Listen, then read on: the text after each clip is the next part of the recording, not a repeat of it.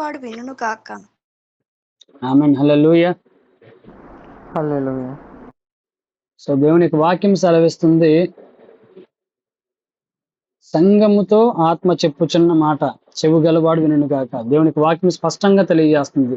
మనం మొదటి నుంచి కూడా దేవుని యొక్క వాక్యం ఒకసారి మనం తిరిగి చూడగలిగితే, దేవుని యొక్క వాక్యము మొట్టమొదటిగా మనతో మాట్లాడినప్పుడు, మరియు అన్నిటి యందు ఎల్లప్పుడూ మీలో మీరు సర్వ సమృద్ధి గలవారై ఉత్తమమైన ప్రతి కార్యమును చేయుటకు దేవుని మీ ఎడల సమస్త విధములైన కృపను విస్తరింప చేయగలడు అనే విశ్వాసాన్ని మనం నమ్మినప్పుడు, మనం ఆయన ఆజ్ఞ ప్రకారం నడుచుకున్నట్టు ప్రేమ అన్నప్పుడు, మనం ప్రేమతో ప్రతి ఒక్క విషయాన్ని కూడా మనం తెలుసుకొని, దేటిని కూడా ఏ మనిషిని కూడా ఏ సిచ్యువేషన్ కూడా తిరస్కరించకుండా మన దేవుని యందు నమ్మిక ఉంచి మన ప్రేమతో ఇతరులని, మన యొక్క శత్రువుని కూడా మనం ప్రేమించగలిగితే వాళ్ళని దేవుడు మనకు మిత్రులుగా చేస్తాడు.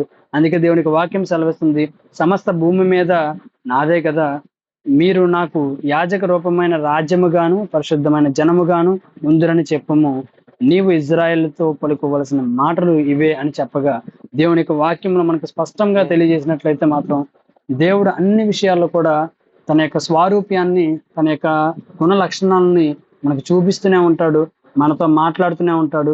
తన దయాళుడు కాబట్టి ఆయన విషయంలో మనం స్తుతించాలి. ఆయన యొక్క కీర్తనలు ఎంతో మనోహరమని మనం ఎంపిక చేసుకోవాలి. అందుచేతనే ప్రార్థన చేసిన ప్రతిసారి కూడా, నేను ఇందాక చెప్పాను కదండి, ప్రార్థన చేసినప్పుడు జ్ఞానము కలిగి ప్రార్థించాలి.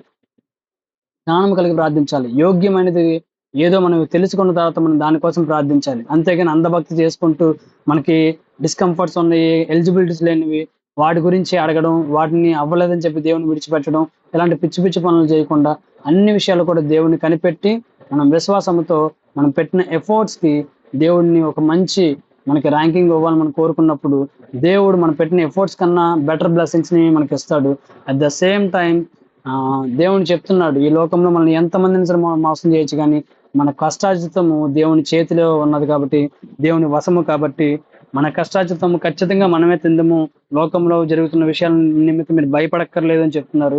అందుకే దేవునికి వాక్యం సెలవిస్తుంది, నా పిల్లలు సత్యముని అనుసరించే సత్యములో నడుచుకున్నారని వినుట కంటే నాకు ఎక్కువైన సంతోషం ఏది లేదంటున్నాడు. అందుకే దేవుడు చెప్తున్నారు, మీరు ఇచ్చిన దశం భాగాలు నాకు అంత ఎక్కువేం కాదు, మీరు ఇస్తున్న కానుకలు నాకు ఎక్కువేం కాదు, మీరు ఇస్తున్న ఏ సంథింగ్ ప్లాట్లు నాకు ఎక్కువేం కాదు, మీరు ఇస్తున్న స్థానం ఏదైతే ఉన్నదో, మీరు ఇచ్చిన ఈ యొక్క సాక్ష్యం ఏదైతే ఉన్నదో, నా తరపున మీరు పలుకుతున్న ఈ సాక్ష్యము చాలా చాలా ఘనమైనది, అది నాకు ఎంతో సంతోషం పుట్టించిందని చెప్పి దేవుని యొక్క వాక్యం సెలవిస్తుంది. కాబట్టి మనం అన్ని విషయాల్లో కూడా దేవుని గణపరచు వారిగా మనం ఉన్నప్పుడు, దేవుడు మన పక్షాన ఎన్నో గొప్ప కార్యములు చేసి ఇంకా కూడా మనల్ని ఇంకా ఇంకా రోజు రోజుకి కూడా దేవుడు మనల్ని ఇంకా అభివృద్ధి చేస్తాడు.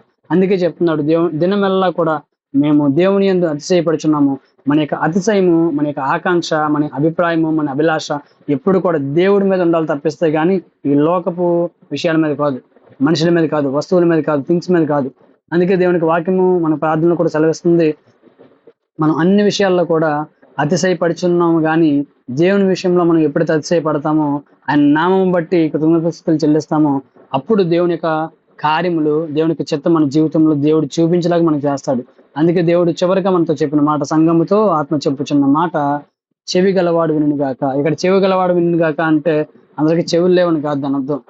ఈ యొక్క విషయాన్ని ఎవరైతే, ఈ ఆత్మ ప్రేరేపించిన విషయాలని ఎవరైతే తన ఆత్మతో పొందుకుంటారో, ఇక ఆత్మ విషయములతో చూస్తారో, వారికి మాత్రమే ఈ విషయాలు అర్థమవుతాయి, వారి మాత్రమే వాళ్ళ జీవితంలో ఈ విషయాలను చూడగలుగుతారు, వారికి మాత్రమే దేవునికి ఆజ్ఞలు, దేవునికి వాగ్దానములు సఫలం అవుతాయని చెప్పి దేవునికి వాక్యం సెలవిస్తుంది.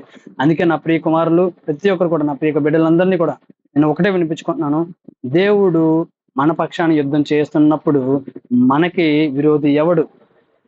ఏ ఒక్కడు రాలేడండి. ఒకటే మాట చెప్తున్నాను, నా మటుకైతే బ్రతుకుడు క్రీస్తే, చావు అయితే మరి లాభం అనే వాక్యము ఒక పౌలు గారు చెప్పినట్టుగానే, నిజంగా మన జీవితంలో బతికితే దేవుని కోసం బతికి చచ్చేంత వరకు కూడా దేవుని యొక్క నియమాలని, నిబంధనలను మనం పాటించుకుంటూ వెళ్ళినట్లయితే మాత్రం దేవుడు తగిన సమయమందు ఈ యొక్క ఆశీర్వాదమని మన ద్వారా మొదలుపెట్టి, మన జనరేషన్స్ తో మొదలుపెట్టి నెక్స్ట్ 7 generations కూడా ఇదే బ్లెస్సింగ్ దేవుడు ఇస్తాడు. సో అందుకే మీ యొక్క వ్యక్తిగత జీవితంలో ఉన్న ప్రతి అవసరం నిమిత్తం కూడా మీరు మనుషులందరికీ చెప్పుకోకుండా దేవునికి చెప్పుకొని, మీరు ఆనందంగా మీరు ప్రార్థించుకొని, మీరు విశ్వాసంతో ఎదురు చూస్తే ఘనమాని కార్యములు, గొప్ప కార్యములు దేవుడు మీ పక్షాన చేస్తాడు. అట్టి గడ్డ కార్యములు, అట్టి గొప్ప కార్యములు మీ అందరి జీవితంలో కూడా జరగాలని మనస్ఫూర్తిగా కోరుకుంటూ, ఈ యొక్క వాక్యముని ఈ యొక్క విషయాలన్నింటినీ కూడా పరిగణలో తీసుకొని ప్రార్థనలోకి ముందుకెళ్దాం. దేవుడి కొద్ది మాటలను దీవించి ఆశీర్వదించును గాక.